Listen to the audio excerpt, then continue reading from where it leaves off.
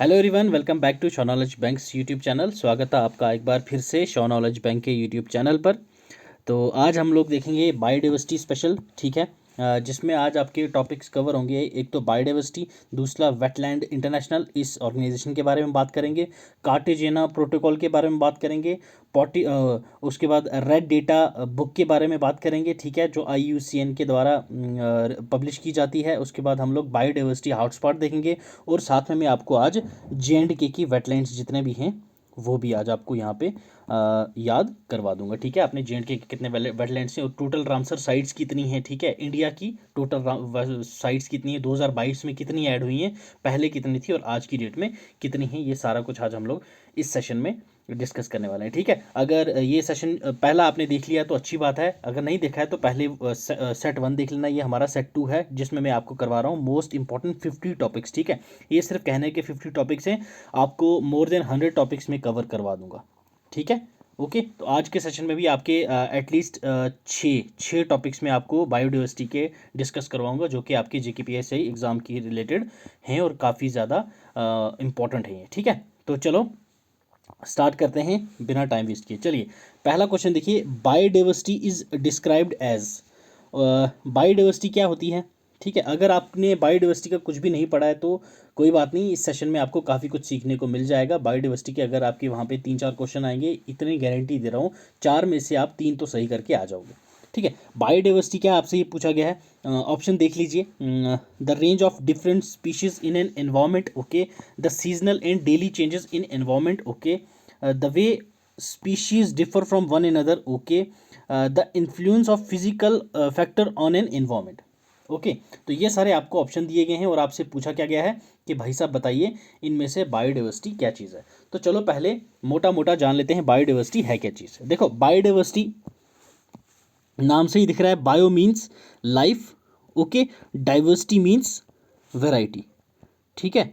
जहाँ पे लाइफ की वैरायटी हो, मतलब स्पीशीज काफ़ी ज़्यादा हो, उसको हम लोग क्या बोलते हैं, biodiversity. Biodiversity is defined as the variety and variability among all groups of living organism and ecosystem in which they occur, ठीक है। मतलब लिविंग प्लस नॉन लिविंग दोनों मिला के वहाँ पे जितने भी वैरायटीज़ में स्पीशीज़ रहती हैं उनको हम लोग क्या बोलते हैं, बायोडाइवर्सिटी, ठीक है।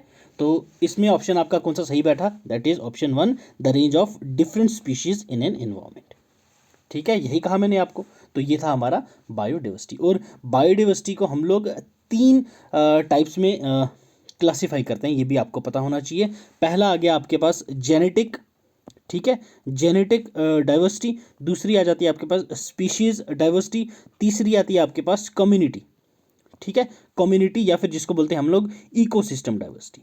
इकोसिस्टम डाइवर्सिटी में नॉन लिविंग और लिविंग दोनों आते हैं, ठीक है। ये चीज़ याद रखना, ये पॉइंट याद रखना आपने, ठीक है। तो चलो नेक्स्ट क्वेश्चन देखो, concerning a conservation organization called Wetland International, which of the following statement is correct. आपसे वेटलैंड इंटरनेशनल जो ऑर्गेनाइजेशन है, इंटरनेशनल ऑर्गेनाइजेशन है, इसके बारे में पूछा गया कि भाई साहब ये कौन सा इसमें से इसकी स्टेटमेंट सही है। तो देखो, इंटरनेशनल वेटलैंड इंटरनेशनल, पहले मैं आपको बता देता हूँ, फिर आप आंसर आप खुद ही दे देंगे, इतनी मुझे उम्मीद है, ठीक है। ये क्या है, ये कब फॉर्म हुई थी, दैट इज़ 1954 में, ठीक। और इसका ये एक ग्लोबल, ठीक है, याद रखना, ग्लोबल ग्लोबल ऑर्गेनाइजेशन है, इंटरनेशनल ऑर्गेनाइजेशन है, जिसका हेडक्वार्टर है नीदरलैंड में, ठीक, याद रखना। ये एक स्पेसिफिकेशन है जिसमें क्या करते हैं, ये स्पेशलाइज्ड ग्रुप्स बनाए जाते हैं, एक्सपर्ट्स होते हैं इसमें जो काम करते हैं ऑन द ग्राउंड लेवल पे, जिसमें क्या होता है, हमारे जितने भी वेटलैंड्स हैं उनको हम लोग कैसे बचा सकते हैं इन फॉर फ्यूचर जनरेशन्स, ठीक है। ये है हमारी वेटलैंड इंटरनेशनल। चलिए आप देखते हैं ऑप्शंस और देखते हैं क्या कौन सा सही है कौन सा गलत है। It is an intergovernmental organization formed by the countries which are signatories to Ramsar convention, ठीक है। तो भाई साहब ये तो गलत हो गया। रामसर कन्वेंशन कब हुआ था, 1971 में। तो ये मैंने आपको पहले ही बताया था कब फॉर्म हुई है ये, तो भाई ये तो 1954 में हुई थी। तो ये तो इनका लिंक कहीं कतई नहीं बैठ रहा, ठीक। सेकंड देखिए, it works at the ground level to develop and mobilize knowledge and use practical experience to advocate the better policies, बिल्कुल सही बात, ठीक है, तो इसमें क्या आपका second is the correct answer, जो मैंने आपको पहले ही डिटेल में समझा दिया था। मुझे अब उम्मीद नहीं है कि समझाने की ज़रूरत है। चलिए नेक्स्ट क्वेश्चन देखिए आप, थर्ड वन। ठीक है, नेक्स्ट क्वेश्चन है आपके पास, which of the following region of India has been designated as biodiversity hotspot. ठीक है, आपको बायोडाइवर्सिटी हॉटस्पॉट्स के बारे में पूछा गया है। सिंपल, इंडिया में इनमें से कौन से बायोडाइवर्सिटी हॉटस्पॉट हैं। ऑप्शंस हैं आपके पास, ईस्टर्न हिमालय, बिल्कुल सही बात, हमारा ये है। ईस्टर्न घाट्स, बिल्कुल नहीं सर, ये नहीं है हमारे पास। वेस्टर्न घाट्स, जी बिल्कुल सर ये है। वेस्टर्न हिमालय, जी बिल्कुल नहीं सर, ये नहीं है। तो हमारे पास करेक्ट ऑप्शन है 1 एंड 3। 1 एंड 3 मतलब B is the correct answer. अब चलिए देखते हैं इसका थोड़ा सा विस्तार में समझ लेते हैं इसको। ठीक है, विस्तार में क्या समझना है, बायोडाइवर्सिटी हॉटस्पॉट इंडिया में कितने हैं ये आपको पता होना चाहिए। That is 4, the 4, there are 4 biodiversity hotspots in India. पहला आ गया हिमालयाज, ठीक है, हिमालयाज याद रखना ये, ठीक है। Indo Burma region 2। Third one is Western Ghats, Eastern नहीं है, ठीक है, Western Ghats, okay. And last one is Sundaland. ये हैं 4 आपके बायोडाइवर्सिटी हॉटस्पॉट। अगर मैं आपको इंडिया के मैप पे बताऊं, ठीक है, ओके, तो ये रहा, ठीक है। तो यहाँ पे आपको नॉर्थ साइड में दिख जाएंगे हिमालयास ऊपर में, ठीक है। उसके बाद ये आगे आपके वेस्टर्न घाट्स, ये भी आगे आपके, एक हिमालय बता दिया मैंने आपको, ठीक है। नेक्स्ट वन आ गया क्या, इंडो बर्मा, ठीक है, इंडो बर्मा वाला जो एरिया है यहाँ पे, तो ये भी है इसमें, प्लस सुंडालैंड, यहाँ पे सुंडालैंड, ठीक है, ये बे ऑफ बंगाल के रीजन में है। तो ये 4 रीजन से हमारे बायोडाइवर्सिटी हॉटस्पॉट इंडिया के, ठीक है। तो इसका करेक्ट आंसर क्या आ गया हमारे पास, ऑप्शन बी 1 एंड 3। चलिए move to next question. Cartagena protocol is related to, Cartagena protocol किससे रिलेट करता है ये आपसे पूछा गया है। Biosafety agreement, pollution, ozone depletion या क्लाइमेट चेंज। पहले तो हम लोगों को पता होना चाहिए कार्टेजेना प्रोटोकॉल है क्या। ये एक, ठीक है, Cartagena protocol is an international agreement, ठीक है, जो कि अडॉप्ट कब किया गया था, याद रखना 2000 में। एंड इन फोर्स इम्प्लीमेंट कब किया गया था ये भी आपको पता होना चाहिए, दैट इज 2003 में, ठीक है। 2000 में अडॉप्ट किया था हमने और इम्प्लीमेंट किया था 2003 में, याद रखना। ये किस लिए होता है, ताकि जो हमारी बायो सेफ्टी एग्रीमेंट है ना, ये उसके लिए है, उससे रिलेट करता है ये बायो सेफ्टी एग्रीमेंट, ठीक है। तो हमारा आंसर सामने है, that is option A is the correct answer. Okay, clear. Next question देखिए, गवर्नमेंट ऑफ इंडिया, चलिए, government of India in collaboration with the Norwegian government has establish a centre of biodiversity policy and law at, ठीक है, हमारी India ने Norwegian government के साथ मिलके एक सेंटर एस्टेब्लिश करा है, ठीक है, CBPL, ठीक है, क्या, centre for BPL, that is biodiversity policy and law. तो ये किस एक्ट के अंदर आया है, दैट इज बायोडाइवर्सिटी एक्ट, ठीक है। बायोडाइवर्सिटी एक्ट जो है हमारा 1972 का, उसके अंडर हमने ये साइन करा है नॉर्वेजियन गवर्नमेंट के साथ। तो ये इसका सेंटर कहाँ पे है, दैट इज इन चेन्नई, ठीक है, याद रखना है आपको, ये डायरेक्ट क्वेश्चन था, दैट इज इन चेन्नई। चलिए रेड डेटा बुक के बारे में देख लेते हैं। Red data book published by the Indian national union for conservation of nature and natural resources, ठीक है, कंटेन लिस्ट ऑफ, आपको पूछा गया है ये किसकी लिस्ट रखता है भाई साहब, ये अपना रेड डेटा बुक, ठीक है, उसका आपने आंसर बताना है। पहला देखिए, endemic plant and animal species present in biodiversity hotspots, okay sir.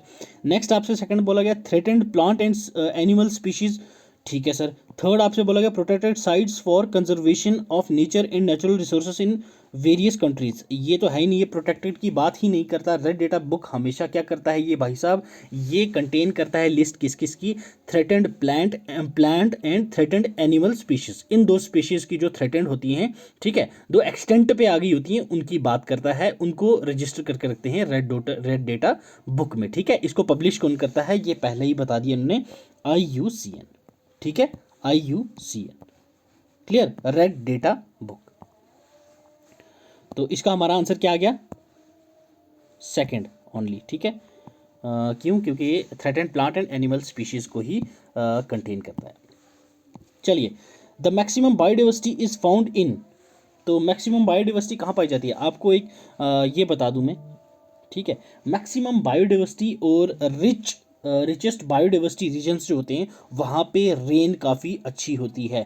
तो रेन काफ़ी अच्छी कहाँ पे होगी, जो ट्रॉपिकल रेन फॉरेस्ट होंगे, मतलब इक्वेटर के एरिया के साइड में जो होंगे, तो that is option C is the correct answer, tropical rain forest, ठीक है। क्वेश्चन 7 ऑप्शन सी।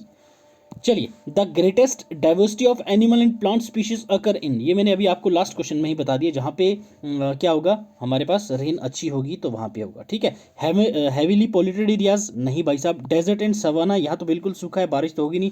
टेम्परेट डेसिडिस फॉरेस्ट बिल्कुल यहाँ पे भी नहीं। ट्रॉपिकल मॉइस्ट फॉरेस्ट बिल्कुल sir, option B is the correct answer, ठीक है। चलिए नेक्स्ट क्वेश्चन देखते हैं। आपसे पूछा गया the richest biodiversity is found in, ठीक है, richest biodiversity is found in, सबसे रिचेस्ट बायोडाइवर्सिटी जो है वो इनमें से किस एरिया में पाई जाती हैं, ऑप्शन है silent valley, Kashmir, valley of flowers या सुरमा वैली, ठीक है।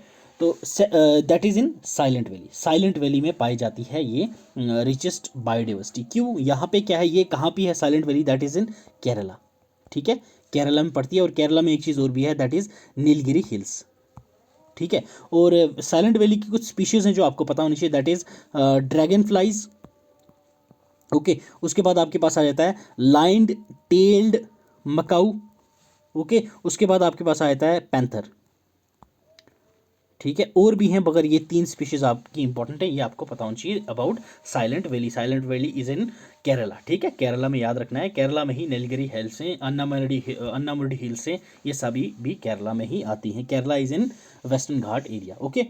चलिए नेक्स्ट क्वेश्चन देखिए, valley of flowers is situated in, ठीक है, अभी लास्ट ऑप्शन में भी ये था। तो वैली ऑफ फ्लावर्स कहाँ पे है, केरला, J&K, उत्तराखंड या हिमाचल। तो एक तो केरला तो अब आपका गया, आप J&K से आपको पता है भाई साहब, वैली ऑफ फ्लावर यहाँ पे भी नहीं है। अब आप कंफ्यूज होंगे उत्तराखंड और हिमाचल में, तो दैट इज़ इन उत्तराखंड, ठीक है। वैली ऑफ फ्लावर्स कहाँ पे है, उत्तराखंड में, दैट इज़ इन चमेली डिस्ट्रिक्ट, ओके। इसमें भी कुछ इंपॉर्टेंट स्पीशीज़ हैं जो आपको पता होनी चाहिए, स्पीशीज़, ठीक है।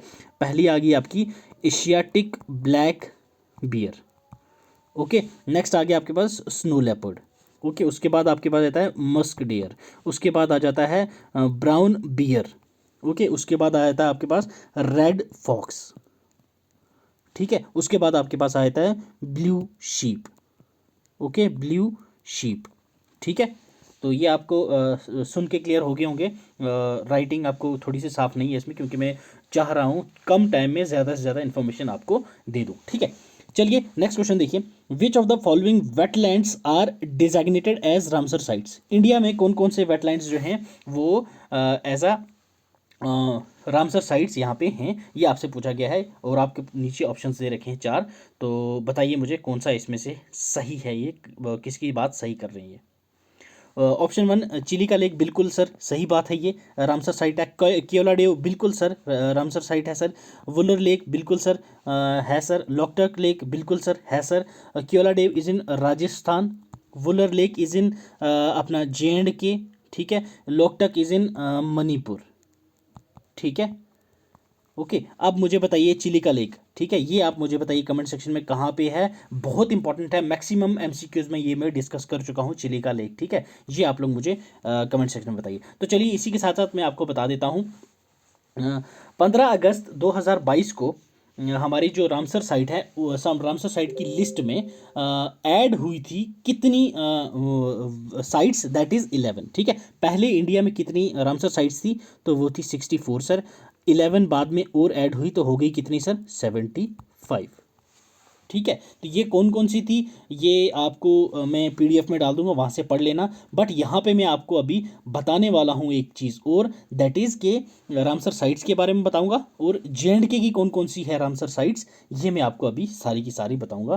तो जमे रहें आप वीडियो में, ठीक है। रामसर साइट्स देखिए सर, ये स्टार्ट कहाँ हुई थी, ईरान में, ठीक है। ईरान में एक रामसर नाम की जगह है, वहाँ से स्टार्ट हुई थी, कब, 1921 में, ठीक है, 1971 में, ठीक है, याद रखना ये। उसके बाद ये यूनेस्को के अंडर आती हैं, ठीक है, यूनेस्को के अंडर आती हैं। हेड क्वार्टर है इनका सर कहाँ पे, ये पेरिस में, ठीक sir, head quarter is in Paris. Ramsar sites का जो यूनेस्को का हेड क्वार्टर है कहाँ पे, sir head quarter is in Paris. Okay, तो अब देखिए J&K की कौन कौन सी हैं, ठीक है।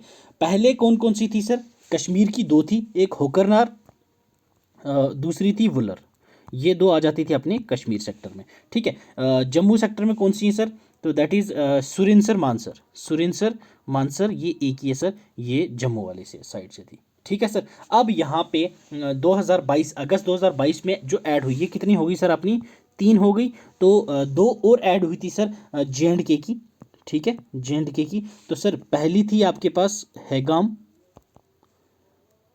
ठीक सर, और दूसरी थी सर आपके पास शैलबाग, शैलबाग, ठीक है। ये दो न्यूली एडेड हैं और 3 पहले थी। तो सर ये मिला के कितनी होगी सर, 5 रामसर साइट्स हैं J&K की सर, ठीक सर, यहाँ तक क्लियर।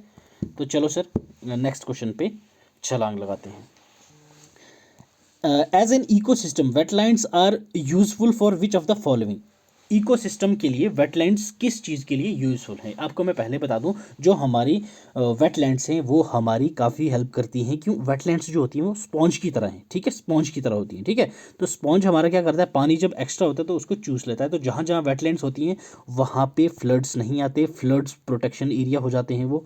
तो ठीक है, ये फ्लड को भी प्रोटेक्ट करता है। उसके बाद जितने भी न्यूट्रिएंट्स होते हैं वो उनको रिकवरी पे लगा देता है सर, ठीक है, ये भी आपको पता होना चाहिए सर, ठीक। और बाकी क्या है ऑप्शन में देखते हैं। For nutrients recovery and cycling, बिल्कुल सर सही बात है।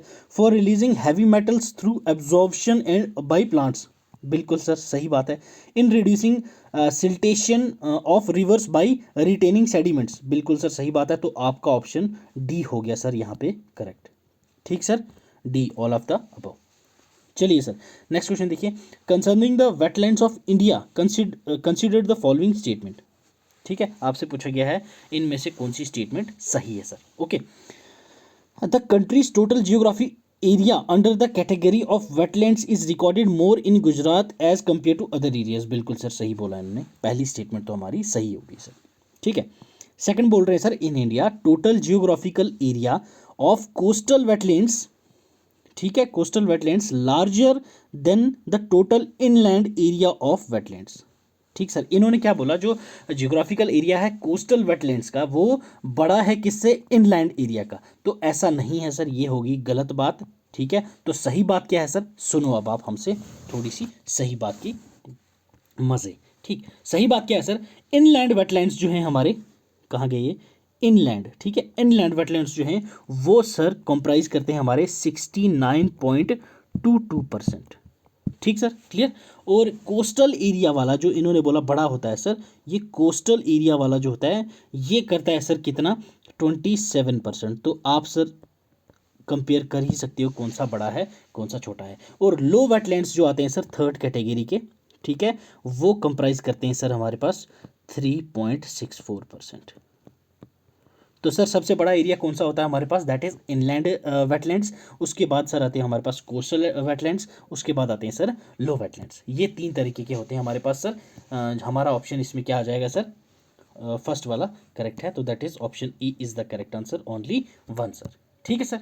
चलिए सर नेक्स्ट देखिए sir, question 14, the annual production of biomass is minimal in which of the following environment. Biomass जो है वो इनमें से एनुअल प्रोडक्शन किस जगह पे कम होता है। तो सर आपको पता होना चाहिए ट्रॉपिकल एरियाज में सबसे ज़्यादा होता है सर, मैक्सिमम होता है। तो सर ट्रॉपिकल का अपोजिट कहाँ पे हुआ sir, that is in deep sea, ठीक है। तो option A is the correct answer sir, ठीक है। तो सबसे ज़्यादा कहाँ होगा सर, ट्रॉपिकल एरियाज जो होते हैं वहाँ पे। तो इसकी वजह से डीप सी में ये नहीं होते सर, प्रोड्यूस नहीं होते बायोमास।